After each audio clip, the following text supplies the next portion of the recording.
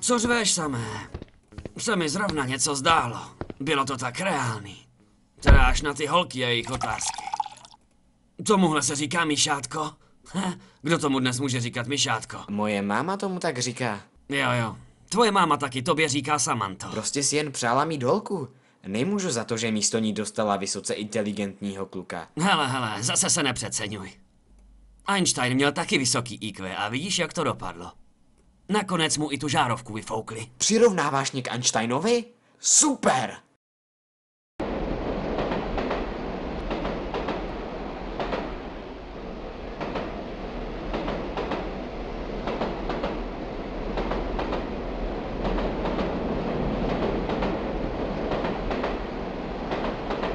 Můžu si sem přisednout?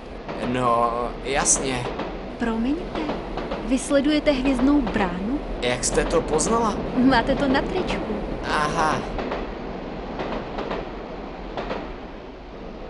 Já jsem Samantha. Já sám. A sleduješ ještě nějaký seriál? Jistě. Stargate Atlantis 4400, kriminálku Las Vegas, kriminálku Miami, kriminálku New York, sběratelé kostů, Ztracení, Prison Break, Futurama, Simpsons, Smallville, Heroes, Červený trpaslík, Griffinovi, jmenuji se Earl.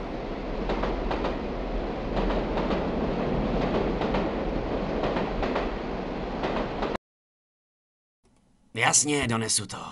I nějaký alkohol. Jasně, budeme to dělat pořád dokola, klidně celou noc.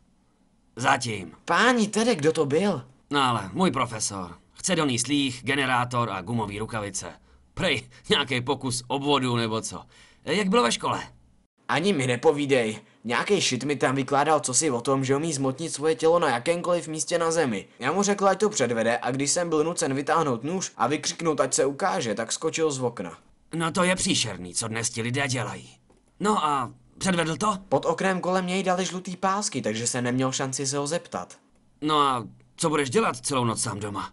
Asi si půjdu zaběhat. A kam půjdeš? Nevím. Přemýšlel jsem, že se proběhnu ze Stormu do Barents. Ale náš pan Nightlife se vrátil. Jak bylo? Jo, super. Probrali jsme nějaký rovnice.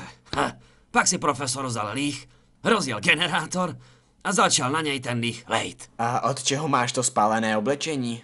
No, profesor asi zapomněl na to, že líh je hořlavina.